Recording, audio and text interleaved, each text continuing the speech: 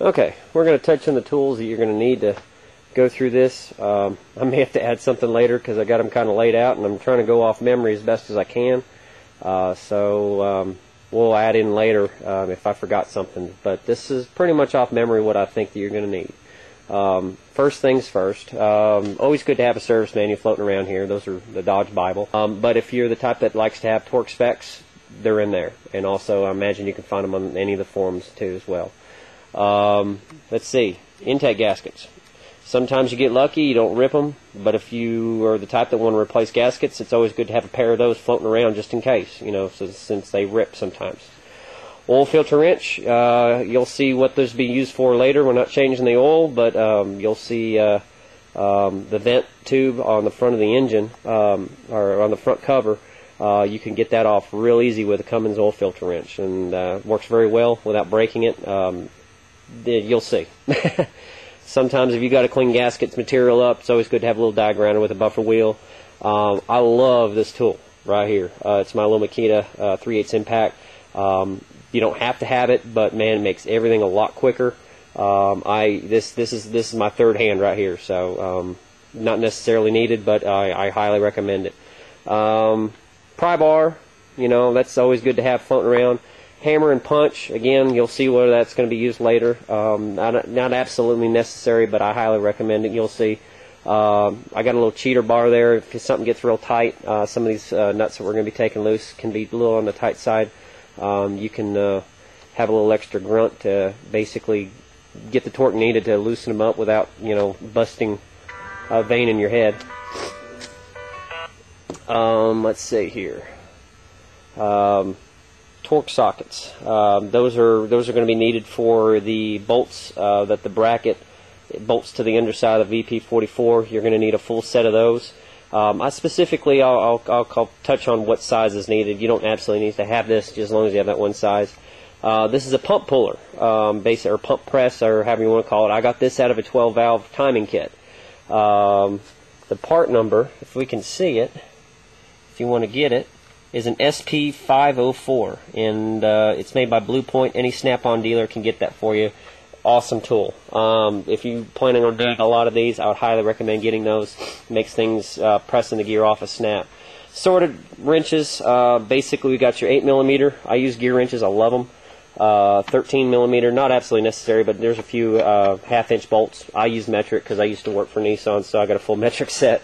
Let's see, 17mm, 18mm, those are mainly for the fuel lines, and the 19mm stubby, because those back lines are kind of hard to get to. I find this a little bit easier to get to, and I'm going to pause a second. Okay, where was I? 19mm or 3/4 inch, translated to standard size. These are for the injector lines. Stubby is better to get into tight spots than the full size, obviously. These are hose clamp pliers for the vent. Crankcase vent. Makes it a lot easier. You can also use channel locks. You can also use linesman pliers.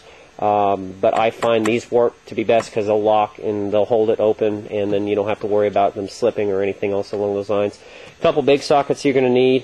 I'm not too sure on this size. This is a 15/16 socket. I believe that's for the alternator nut, and I believe this is a 1 1/16 socket. That is for the pump nut. That goes on the VP-44 shaft. Again, if those are incorrect, I'll correct them later whenever we get down to that point.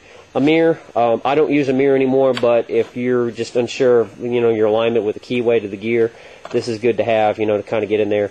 Extensions. Always good to have a little couple of extensions around, especially when you start getting into the nuts that hold the pump to the front case. You'll need something to get back and hit those hit those nuts. Couple of ratchets. I prefer the long extended handle ratchets. It gives a little bit more grunt. You can get a little bit more turn on the nuts and bolts that you're working with. Tends to help you out a little bit. Couple of extra sockets that you use a lot of on this install. We got a 13mm, or again half-inch. We got a 15, I believe 9/16 will substitute into that just fine. Maybe 15 is just a little smidge on the big side. This is 10mm.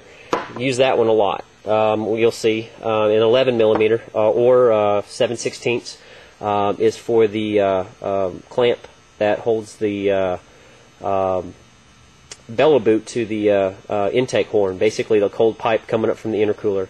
And again, I'll kind of go a little bit slower, but these are just kind of the tools that you're going to need.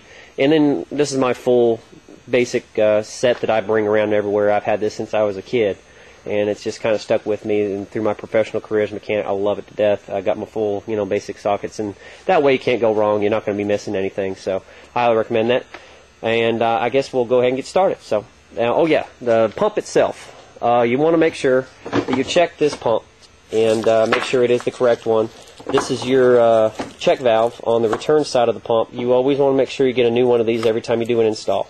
If you don't have one, I highly recommend calling your manufacturer you purchased the pump from. Get one. It's not always needed, but it's always good to know. It's just cheap insurance, and I haven't found a manufacturer that doesn't send one of these along with it. So that's a good thing. Keyway, you always want to make sure you got a keyway in the shaft. It's right there. I don't know if you can see that. There's a little arrow on that. You can see the arrow right there. The arrow is always pointed towards the pump, and you'll have some numbers on there. So if this ever falls out for any reason, you want to make sure that arrow points back. I've heard rumors where it'll cause a pop of code or something along those lines if you don't get it in correct. I honestly don't know how that is really that sensitive, so I can maybe fill us in why. You'll see it's an interference shaft, so it presses on the gear, so it holds on nice and tight. This is basically setting your timing, so you don't have to set the timing on this pump, but you have to make sure this keyway lines up with the gear. And this is the keyway that they're talking about also. It can fall off into the front cover and ruin your day. And I'll show you a trick to kind of keep that from falling out a little bit later. That's where the hammer and the punch come in. Pump, kind of a quick lesson on what pump is what. The particular truck we're working on this evening is a standard output 235 horsepower Cummins. You always want to check these numbers, and mainly you're concerned with the last three numbers. It says 027. That is a standard output pump for a 235 horsepower Cummins. Now if we're working with a high output, the 245 horse motor, that would say 028. You want to make sure you got the correct pump for the job. Now there has been rumors that you can cross a standard output pump into a high output engine. That has been done with success. Do it your own accord. Do your own research. Make sure that it's something you want to try.